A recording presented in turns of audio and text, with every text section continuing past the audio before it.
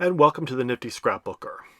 Today we're going to be using May's stamp of the month called Blessed Beyond Belief. So as you can see here, there's nice little leaves and sayings that go along with it.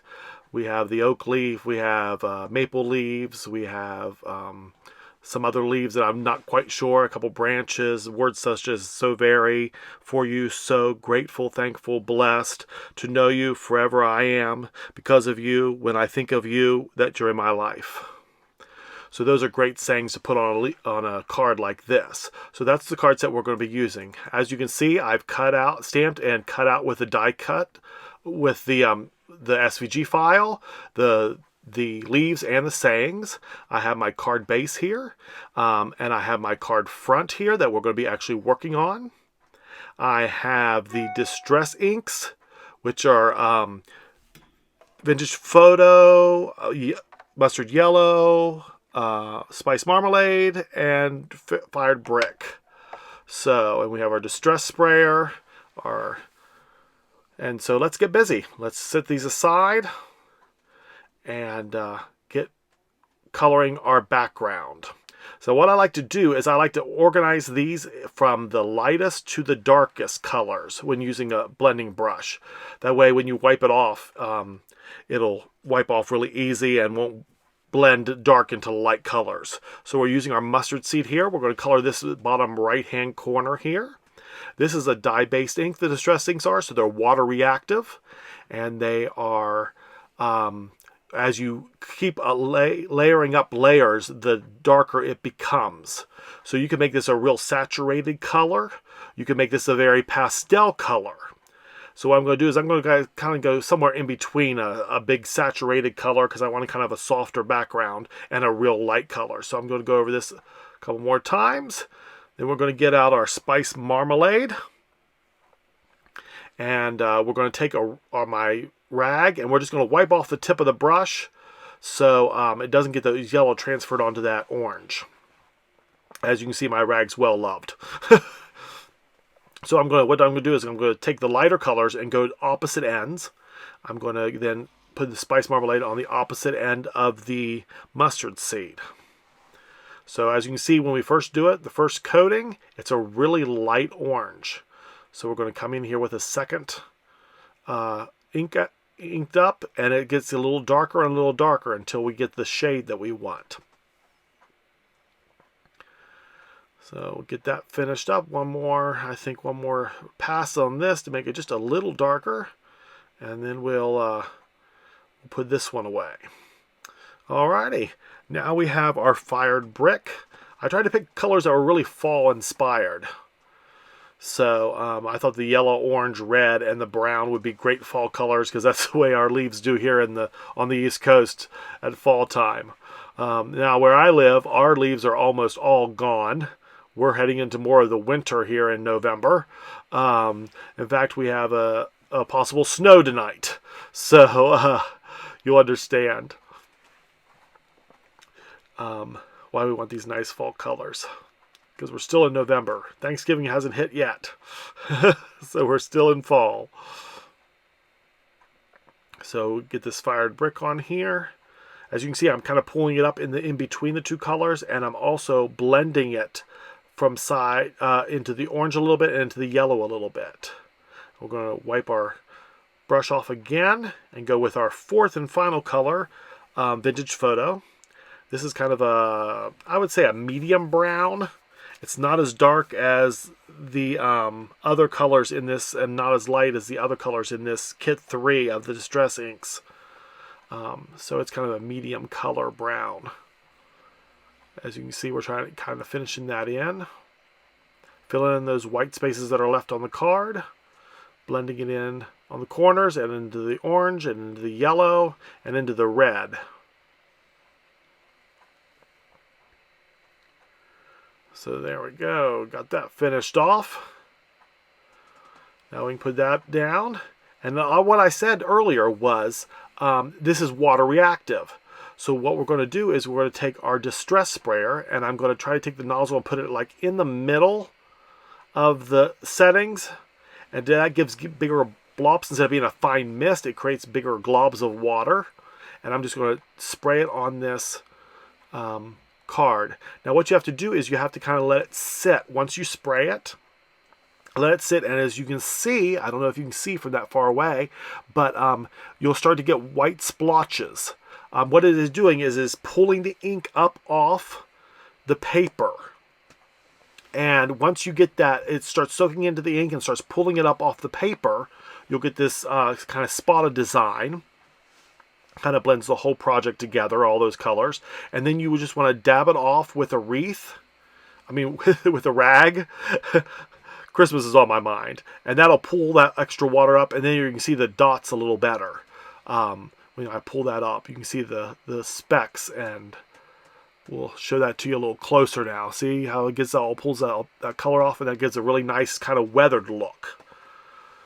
So what we're going to do is we're going to kind of place our die cuts on here, because we don't know exactly how much room we'll have, because the words take up a good fourth of the card.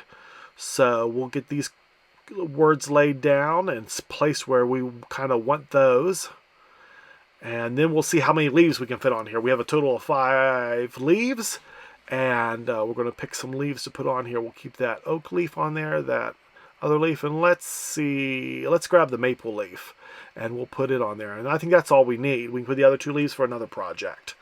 And that's what we're going to do. Now what we're going to do is we are going to pull our leaves off, and we're going to color them in 3 different colors. First one I'm going to grab is the R8 Geranium. Now these are Ohuhu markers. You can get them from Amazon. They're a good Japanese alcohol-based marker. And as you can see, what I'm doing is I'm walking around the edge of the leaf. What this does is it lets you then color in that section. And if you want to do it, what you can do once you get a section colored in, you can go in and ink the rest of the edges up. And then when you do the rest of the edges, then you can just kind of fill in real quickly the rest of the leaf. So we're just very carefully going around our edges of this leaf with that geranium color, R8, in the Ohuhu markers. And now we're just going to fill the rest of that leaf in. Doesn't take this is a nice big set. There's nice big leaves in this set, which I really enjoyed coloring because it's really easy coloring. And I love the dot dot dash pattern she has on the leaves. It creates a stitched look. The next color we're going to pull in is our orange, and it is actually called Orange.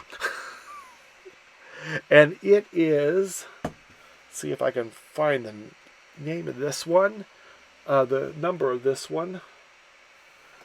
It is YR3 Orange. So that's a great color. And then our last but not least, we want to get a yellow. Now what I did is I grabbed the wrong color at first, and what I like to do sometimes if I don't know if I have the right color is to go ahead and grab the color I think might work, and if I don't think it'll be the right color, I grab a piece of scrap paper. And what we're going to do is we're just going to scratch this on here, and whoa, that's a little too orange. We don't want to get close to the other orange. We want more of a yellow. So what we're going to do is we're going to go ahead and grab the Y2, which is called Sunflower. And that's the more golden yellow that I was looking for. So we can just throw that piece of scrap paper back in our scrap bag and go ahead and start outlining this in the Y2 Sunflower.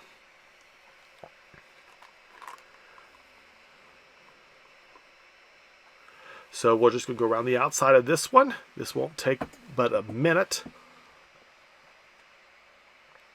And we're going to get around the outside of this oak leaf.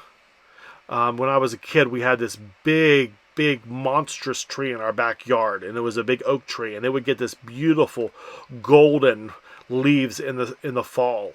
And I just loved going out and looking at that huge, I mean, it was like a 30-foot tree, and you couldn't put your arms around it. It was so large, but it had these pretty golden flowers like that one right there. So that's the sunflower in the Ohuhu markers. Now what we're just going to do is we're going to grab some liquid adhesive. I'm going to use the Art Glitter Glue.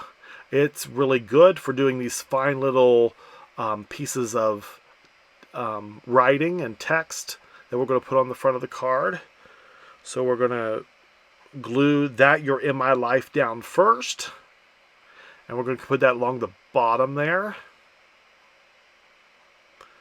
And then we're going to grab our 3 words that we're going to use here. First, we're going to pull up the word blessed. I'm going to put a little bit of glitter glue on it.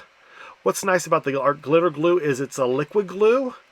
It does dry quickly, so it's on there pretty good, but it gives you a few seconds just to kind of move it around if you need to. Next, we're going to glue our thankful down with the Art Glitter Glue, and we're going to line these up in kind of a straight line up from that bottom phrase that "You're in my life." We're going to kind of stack those on top of each other. Then we're going to grab our last one, which is called grateful, and we're going to go ahead and glue it down right on top of the thankful, right above that. And then we're going to grab the last sentiment, which is "Forever I Am." And we're going to kind of offset this from the top, so it's a little offset to the left. And there we got our words down. Now we're going to grab our oak leaf, yellow oak leaf. And what I try to do is not put them on the same colors as the back. So I'm going to throw this oak leaf, yellow oak leaf, up in the orange. We're going to grab this orange one, orange leaf, and we're going to throw it up in the yellow section of the card. This just kind of makes it pop off the page a little more.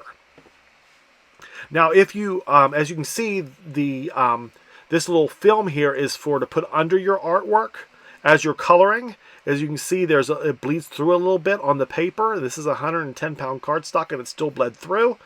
But what that does is it keeps your work surface clean. Now, I'm using a glass media mat, so I don't have to worry about the ink blending through. I can just wipe it off with my rag. And there it is.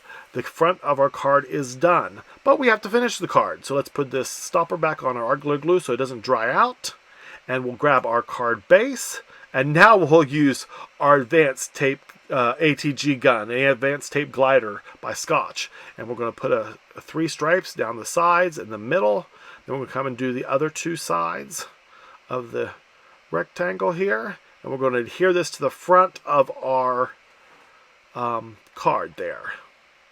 Now, what I like to do once I get this down is I like to make a little hand markering, and I have these Creative Memories markers from literally 20 years ago.